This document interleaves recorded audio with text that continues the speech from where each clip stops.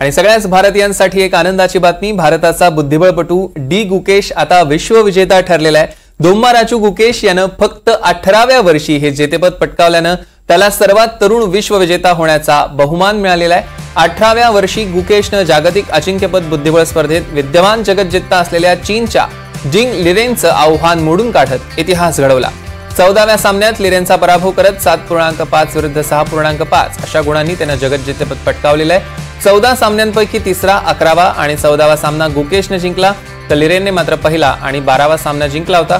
उर्वरित सगळे सामने बरोबरीत सोडवण्यात गुकेशला यश मिळालं।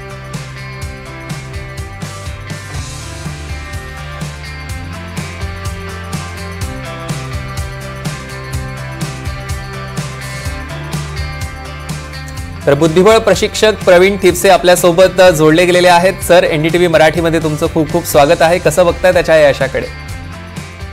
मला वाटतं अभूतपूर्व यश असं म्हटलं पाहिजे, कारण एकतर विश्वनाथन आनंद सोडला तर भारताचा कुठला खेळाडू वर्ल्ड चॅम्पियन होईल या प्रकारे विचार 3 किंवा 4 वर्षापूर्वी आपण करत नव्हतो।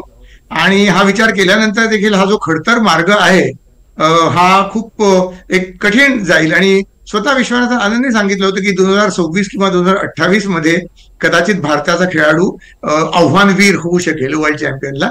त्यामुळे 2024 मध्येच आपला वर्ल्ड चॅम्पियन होईल ह्याची एक कल्पना नव्हती। परंतु एक साध्या शब्दात तुम्हाला सांगायचं तर गॅरी कस्पारोवचं जे रेकॉर्ड होतं 1985 मध्ये 22 वर्ष आणि 8 महिन्यांचा सुमारे असताना तो वर्ल्ड चॅम्पियन झाला होता। तर गुकेशने ते रेकॉर्ड मोडताना त्याचं गुकेशचं वय फक्त 18 वर्ष आणि 6 महिने, तर 4 वर्ष, तब्बल 4 वर्ष आणि 2 महिन्यांनी हे रेकॉर्ड ब्रेक केलेलं आहे। म्हणजे रेकॉर्ड जेव्हा ब्रेक केलं, आपण जर ऑलिम्पिक 100 मीटरच्या कंपॅरिझन मध्ये म्हटलं तर 100 मीटर मध्ये बाकीचे 10 सेकंदात करत असताना आपण 8 सेकंदामध्येच 100 मीटर पार केल्यासारखं आहे। तेव्हा कुठेतरी हा अभूतपूर्व एक विजय म्हणता येईल। म्हणजे यापूर्वी सर्वोत्कृष्ट खेळाडू या वयाचे फक्त 4 शतकांपूर्वी किंवा पॉल मॉर्फी म्हणता येईल की 13-14 वर्षाचे असताना झाले होते 2 शतकांपूर्वी। परंतु आता ज्या प्रकारे सायंटिफिक अप्रोच झालेला आहे, तर या वयात कोणी विश्वविजेता होईल हे एक्सपेक्टच करू शकत नाही, कोणी आपण त्याची अपेक्षा करू शकत नाही। आणि मला वाटतं की जगातला सर्वोत्कृष्ट खेळाडू गुकेश राहील असं मला वाटतं, कारण त्याचा जो विक्रम आहे तो 100 वर्ष तरी कोणी मोडू शकेल असं मला वाटत नाही। तर कुठेतरी एक आनंदच्या पेक्षा देखील खूप वरती आपल्याकडे वरच्या थराला एक भारतीय खेळाडू पोहोचलेला आहे आणि कोणी अपेक्षा केली नव्हती अशा प्रकारे तो खेळलेला आहे। तर फारच अद्वितीय हा पराक्रम आहे असं म्हटलं पाहिजे। अगदीच प्रवीणजी, आणि सगळ्याच भारतीयांना त्याचा अभिमान आहेच, पण त्याच्या समोरचं हे आव्हान किती मोठं होतं, कारण जो विद्यमान जगज्जेता आहे चीनचा डिंग लिरेन, त्याचं आव्हान त्याने मोडून काढलं। त्यामुळे किती मोठं आव्हान होतं या 18 वर्षीय खेळाडू समोर।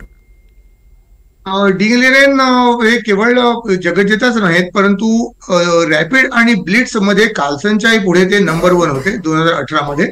आणि 2018 मध्ये जेव्हा चीनला दोन्ही ऑलिम्पियाडमध्ये, पुरुषांच्या आणि महिलांच्या ऑलिम्पियाडमध्ये जेव्हा सुवर्ण पदक मिळालं होतं, तर डिंगचा त्यात मोठा वाटा होता।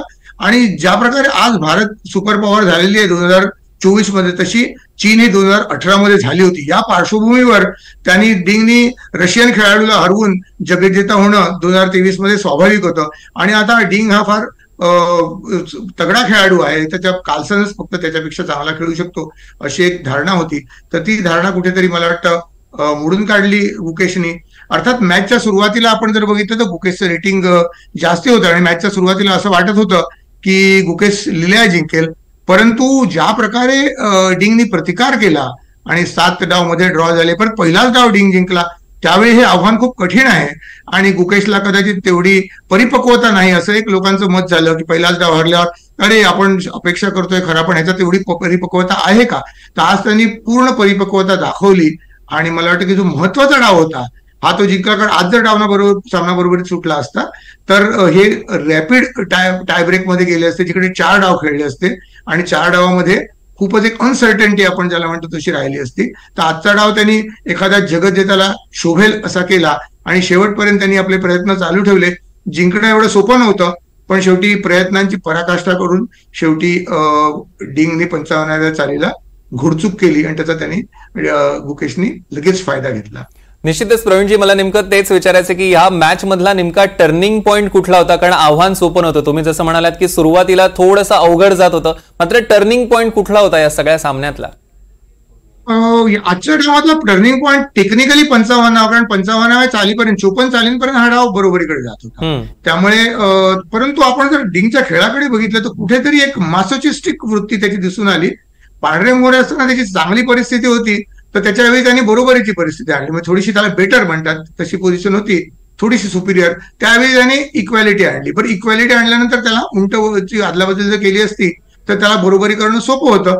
पण त्या ठिकाणी त्यांनी विचित्र निर्णय घेतला की एक प्याद्याचा बळी दिला वजिरावजिरी करण्यासाठी, म्हणजे वजिरांची आदलाबदल करण्यासाठी, वजिरावजिरी करण्यासाठी त्यांनी एक प्यादं दिलं आणि एक पॉईंट डाऊन असं आपण ज्याला म्हणतो तशा प्रकारे तो खेळत होता. त्याचा बचाव करायची त्याचा कॉन्फिडन्स चांगला आहे. परंतु अशा परिस्थितीमध्ये जेव्हा तुम्ही हरू शकता किंवा तुमचा ऑपोनंट ड्रॉ करू शकतो, तुम्हाला जिंकण्याची शक्यता नाही, अशी परिस्थिती तो का खेळला हे अनाकलनीय म्हणता येईल असं मला वाटतं. आणि त्या परिस्थितीमध्ये डिंगला ड्रॉ करण्यासाठी 50 चाली बरोबर खेळणं आवश्यक होतं.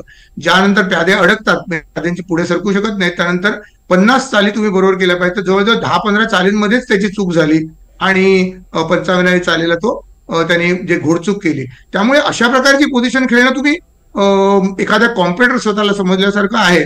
आणि कुठेतरी मला वाटतं की नकारात्मक पर्सनॅलिटीचा तो गुकेशला खूप घाबरून होता आणि कशा प्रकारे वजिरांची आदलाबदल करावी याच्यामध्ये त्यांनी एनर्जी आणि एक प्यादं गमावलं. आणि त्याच्या डिफिटिस्ट मेंटॅलिटीची सुरुवात जवळजवळ 10व्या-12व्या मुलं दिसून आली की हा माणूस फक्त ड्रॉ करण्यासाठी खेळतोय, आपली पोझिशन चांगली आहे तरी ड्रॉ करण्यासाठी खेळतोय. अशा प्रकारे आम्हाला एक हिंट मिळाली, परंतु प्रत्यक्षात ते घडायला 55वी चाल उघडली. खरंच आहे. आणि सर, हा खरं तर खूप मोठा बहुमान आहे. विश्वविजेता तो झालेला आहे. याआधी देखील त्याने अनेक स्पर्धा जिंकलेल्या असतील. कोणाकोणाचा हातभार त्याच्या विजयात होता? कोणा मोठ्यांचं मार्गदर्शन त्याला लाभलं होतं? मला वाटतं की सर्वात त्याचे आणि त्याचे वडील, म्हणजे काय त्याचे वडील शक्यतो सगळे त्यांचा, मला वाटतं की 90% यशाचं यांना क्रेडिट तर त्यांना दिलं पाहिजे. त्यानंतर त्याचे जे मूळ प्रशिक्षक होते विष्णू प्रसन्न, त्यांनीही याच्यासाठी खूप मेहनत घेतली होती. 2022 मध्ये अवघ्या 16व्या वर्षी त्याला गुकेशला गोल्ड मेडल मिळालं होतं ऑलिम्पियाडमध्ये आणि त्याच पटावरती कार्लसनला ब्रॉन्झ मिळालं होतं. तर हा पराक्रम त्यांनी 2022 मध्ये केला होता. आणि त्यानंतर मग त्याला प्रायोजक मिळायला लागले आणि मग त्यांनी गजेवस्की यांच्याबरोबर कोचिंग केलं. त्याचप्रमाणे विश्वनाथन आनंदची वाका जी आहे वेस्टब्रिज आनंद चेस अकॅडमी, तर ती त्यांनी जॉईन केली. तिकडे आनंदनी त्याला मेंटॉर करायला सुरुवात केली, म्हणजे इन अ वे की त्याला डायरेक्ट न शिकवता पण त्याच्या पर्सनॅलिटीच्या घडणीकडे किंवा कुठल्या प्रकारचा त्याला सल्ला देणं. आनंदच्या देखरेखीखाली 2022 ते 2024 त्याचा हा प्रवास होत होता. तर मला वाटतं सगळ्यांनाच खूप महत्व दिलं पाहिजे. आज त्याचे जे ट्रेनर्स आहेत गजेवस्की, त्यांनाही दिलं पाहिजे. बाकीचे ट्रेनर्स आणि टीम त्यांनी अजून तरी सिक्रेट ठेवलेली आहे आणि त्यामुळे आपल्याला तसं सांगता येणार नाही. पण मला वाटतं की त्याचे वडील जे कायम त्याच्या बरोबर जातात आणि त्याला सर्व प्रकारे सहभाग देतात. त्याचप्रमाणे त्याची शाळा जी आहे, त्याच्या शाळेने त्याला 4थी पासून शाळेत न येण्याची सूट दिलेली आहे. तो दिवसभर घरी असतो आणि बुद्धिबळ खेळतो, त्याला फक्त परीक्षेला बसायला मिळतं आणि तशा प्रकारे तो बोर्डाची परीक्षा झाला. तेव्हा अशा प्रकारे शाळेतून त्याचे प्रायोजक आहेत त्यांच्याकडून आणि अर्थात मुख्य म्हणजे त्याच्या आई वडिलांकडून. आई वडिलांनी हा फार मोठा त्याग केलेला आहे आणि त्यांनी अर्थात सर्व प्रकारचा त्याग अर्थात त्याचा आहे की त्याच्या आईने सांगितलं की ह्यानी कधी टीव्ही बघितला नाही किंवा स्वतःसाठी किंवा मजा करण्यासाठी कुठलीही गोष्ट केली नाही. म्हणजे तो जे करतो ते फक्त ध्येयाने की मी चांगला बुद्धिबळ कसा खेळेन यासाठी तो करतो. आणि जेवला झोपला वगैरे त्याचा एकच ध्यास असतो. तर कुठेतरी मला वाटतं की संपूर्ण सब्लिमेशन हा फार मोठा एक संन्यस्त झाल्यासारखा त्यांनी एक घेतलेला आहे. हा वर्ल्ड चॅम्पियन व्हायचा विडा उचलण्यासाठी त्यांनी फार मोठा त्याग केलेला आहे. कुठल्याही प्रकारे गप्पा गोष्टी, चेष्टा, अशा प्रकारे सिनेमा नाटकं बघणं असं त्यांनी केलेलं नाही. तेव्हा हा एक मोठा त्याग मला वाटतं त्याचा आहे. तर 90% तर मला गुकेश आणि त्याचे वडील डॉक्टर रजनीकांत त्यांना द्यावंसं वाटतं. पण त्याचे ट्रेनर्स हे देखील खूप महत्वाचा रोल खेळले आणि काही नावं आता ह्यानंतर जाहीर होतील. अगदी. आणि प्रवीणजी, अगदी शेवटचा प्रश्न म्हणजे आता तो विश्वविजेता तर झालेला आहे, पुढे नेमकं काय, पुढचा प्रवास त्याचा नेमका कसा असणार आहे? मला वाटतं की हा प्रवास खूप कठीण असतो, कारण आज त्यांनी ऑलिम्पियाडमध्ये 16व्याच वर्षी गोल्ड मिळालं आणि कार्लसनला ब्रॉन्झ मिळालं होतं. फार मोठी अचिव्हमेंट. यावर्षी परत गोल्ड मिळालं, टीमलाही गोल्ड मिळालं, फार मोठी अचीवमेंट. आता सगळ्यात मोठं काय राहिलं होतं, तू वैयक्तिक जगज्जेतेपद, वैयक्तिक जगज्जेतेपदी मिळालं. आता ह्याच्या पुढे काय, आपण जरी काही केलं तरी ह्याच्या वरती जाऊ शकत नाही. आपला दर्जा वाढू शकतो, पण परफॉर्मन्स पीकला आलेला आहे, मॅक्झिममला आपण टोकावर पोहोचलो आहोत एव्हरेस्ट वरती. आता इथून पुढे काय, तर तसं काही आपल्याकडे एक ध्येय नसतं. आणि ते मला वाटतं की त्यामुळे कधी कधी आपला त्यात रस जो असतो खेळामधला तो कमी होतो. बरेचदा सर्वोच्च शिखरावर पोहोचल्यानंतर त्या ठिकाणी राहणं कठीण असतं, कारण दुसरे तुमच्या ठिकाणी पोचायचा प्रयत्न करतात, पण तुम्हाला अजून वरती चढायला जमीनच नसते. तेव्हा तुम्हाला कुठे वरती जायचं हे कळत नाही आणि दुसरे वरती यायला प्रयत्न करतात. मला वाटतं पुढची चॅम्पियनशिप जी आहे ती साठी त्यांनी तयारीला लागावं. आणि त्यांनी 2000 ज्याप्रमाणे आनंद किंवा कार्लसन हे 5-5 वेळेला विजेते झालेले, त्याप्रमाणे गुकेशने 5 वेळेला किंवा 6 वेळेला विजेते व्हावं असं माझी म्हणजे मनापासून इच्छा आहे. त्यासाठी प्रयत्न करावा आणि त्यासाठी हा देखील पुढचा प्रवास देखील त्याला खडतरच होणार आहे, कारण दुसरे जण आता बरोबर त्याच्याशी साध्या टुर्नामेंटमध्ये, खुल्या टुर्नामेंटमध्ये देखील, खुल्या स्पर्धेमध्ये देखील त्याच्याबरोबर ड्रॉ खेळ करण्यासाठी सगळे प्रयत्न करणार. तर बाकीच्यांचा डाव 3 तासात संपला तरी ह्याचे डाव 5-5 तास चालू शकतात. हे फार मोठं चॅलेंज आहे तब्येतीवरती, मेंटल हेल्थवरती. आणि वैयक्तिक आयुष्यात आपण बघतो एखाद्या राजकारणाला जसं वैयक्तिक आयुष्य राहत नाही, तसं एका जगज्जेत्यालाही वैयक्तिक आयुष्य राहत नाही. वैयक्तिक आयुष्याचा पूर्ण त्याग करायला. अगदीच प्रवीणजी, मनपूर्वक धन्यवाद. तुम्ही आमच्याशी संवाद साधलात त्याबद्दल आणि आपल्या सगळ्यांचं अभिनंदन.